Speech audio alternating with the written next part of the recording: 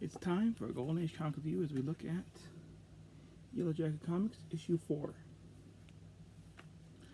If you guys remember my flip through, I said that I was probably going to do my pickup, I was probably going to do a flip through of Hit Comics issue 2 and a review of Yellow Jacket Comics issue 4. Because in my mind they go together, and that's because I think that their powers or their weapon powers are similar. One uses trained bees and keeps one in his belt buckle, and the other one, you probably know the modern version, which says Hank Pym, but you don't know the original. Well, let's talk about this one. This one features 2 Yellow Jacket stories. Now, the Golden Age Yellow Jacket is a pulp writer, which I think is kind of unique, that he is a writer who was an amateur apiarist, a beekeeper. When he was done with his own bees, my theory is it activated a latent metahuman gene, as they would say in X-Men, which gives him control over bees. Yes, bees, not Yellow Jackets. He called himself the Yellow Jackets, and I think that's only because on the printing place they used yellow came out better than. And in the Golden Age, nobody cared. You just needed to catch your name and gimmick. And his cape matched the bees, so it all works out. Plus, I think the red bee already came out in Hit Comics, so they can call himself the Yellow Bee. So my theory is that's what happened.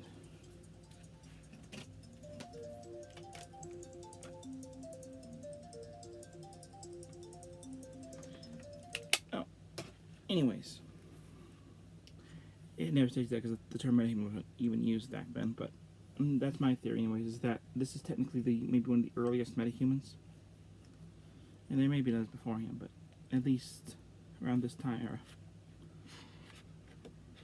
I don't know. Our first story involves Vince Halley, who is the fictional editor of Dark Detective magazine. He's writing a story for a novel, where he creates the so-called perfect crime. Well, the problem is, these villains steal it and decide to use this perfect crime on him. And he actually escapes it. Comes back as the Yellow Jacket with his bees, which aren't trained. Red Bee has the trained bees. Yellow Jacket mentally controls bees like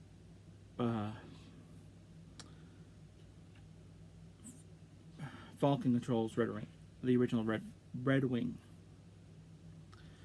And beats him up and then tears up a perfectly good manuscript because he's proven the gimmick is not perfect. Apparently he's that kind of a writer.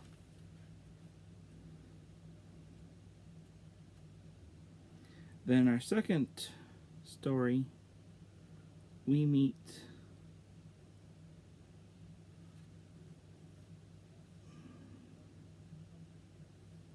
let's see.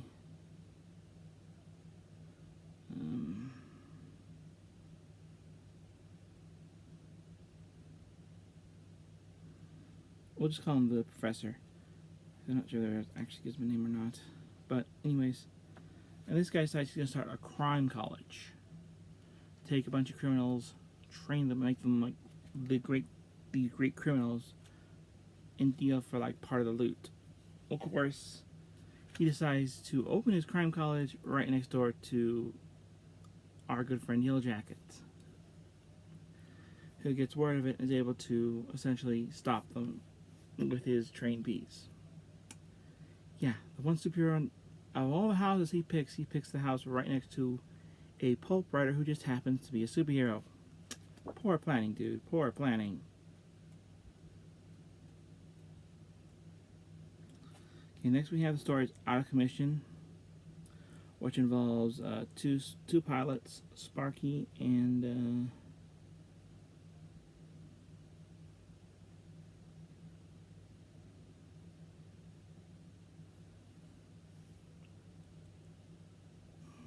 Craig being landing on this island. It turned out it's a Japanese stronghold. Sparky manages to fix up the plane. They get captured. Craig manages to secure a uniform and blow up the island's reserves, and they escape.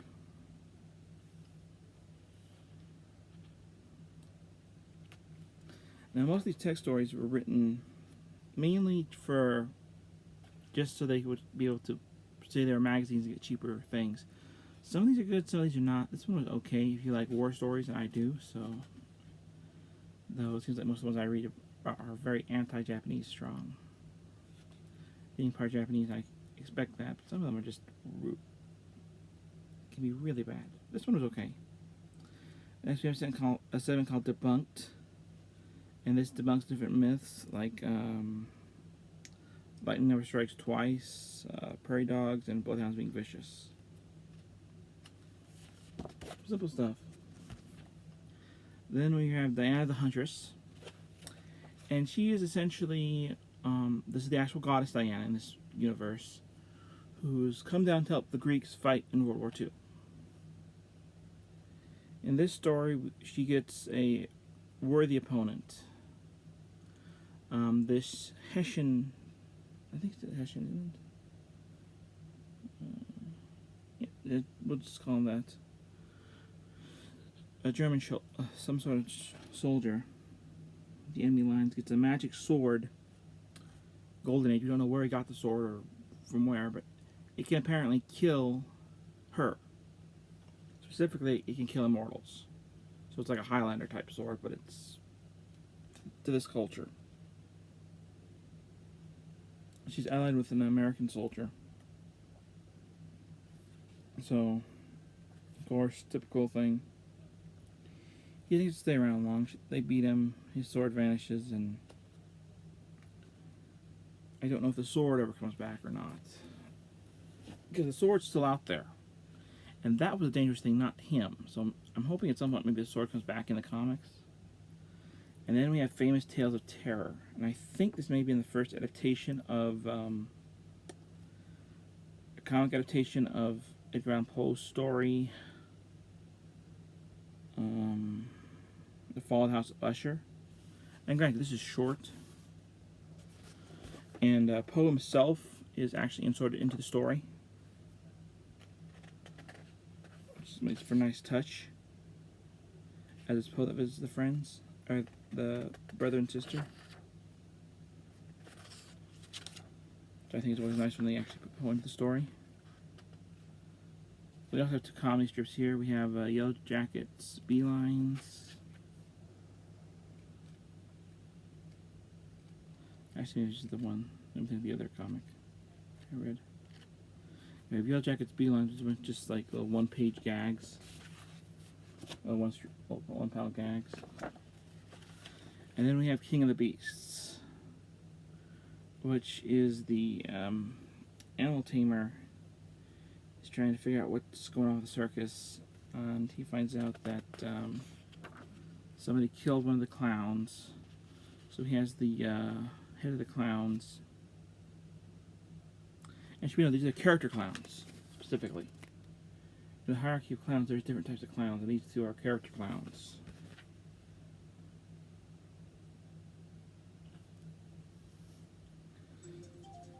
So, until I mentioned that,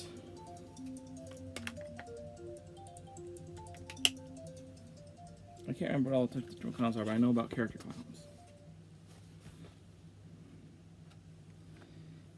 And somebody's calling all this trouble in circus. We find out that the acrobat used to have a team called Double and Cross, but Cross left, so it's just Double, and Double gets hurt.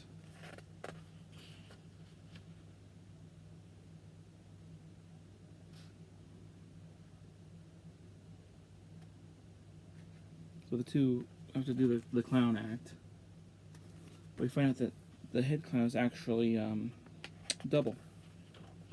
And he was sabotaging this whole thing so he could do the fake act to get revenge. Then we have Harbor Lights. So essentially a superpowered police officer, or a police tale. Guns flash, pierce midnight gloom beyond the graves, light silent sentinel, stormy gateway to Boston, waiting for the shadows where Al's wharf stood.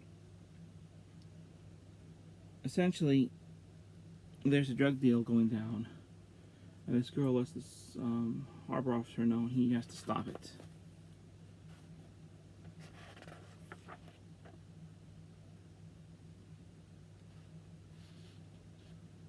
And it's weird because his uniform's regular in most of this, but it turns to white for some reason in the rest of it. I don't know why he suddenly goes from being a regular police officer to Moon Knight. That's gotta be like a coloring error or something. Or maybe he has a special suit for that. I don't know. Because he goes back to the blue uniform later, so I don't know if he has a special suit for when he's doing harbor patrol or what. It never really explains, like, oh, I better change to my white suit because I'll be less visible or something. Yeah. Overall, good comic. I think it's worth reading. You can read this on probably the Golden Age Comics Museum. I'd give it a 5 out of 5. I really enjoyed it. It took a while to get through, but I still really enjoyed it. Worth checking out. Until next time, comment, subscribe, hit that bell icon if you're new. Let me know if you guys have read Golden Age comics and who you like better if you have. Yellow Jacket, who I believe is technically a metahuman, or the Red Bee, who has trained bees and carries one bee in his belt buckle, and it was later picked up by DC Comics. Alright, comment, subscribe, hit that belt buckle. Hit that subscribe button if you're new, give me a thumbs up, and leave a comment in the comments below. Until next, and actually, in the comments below, let me know who you like better, Red Bee or Yellow Jacket. Until next time, later days.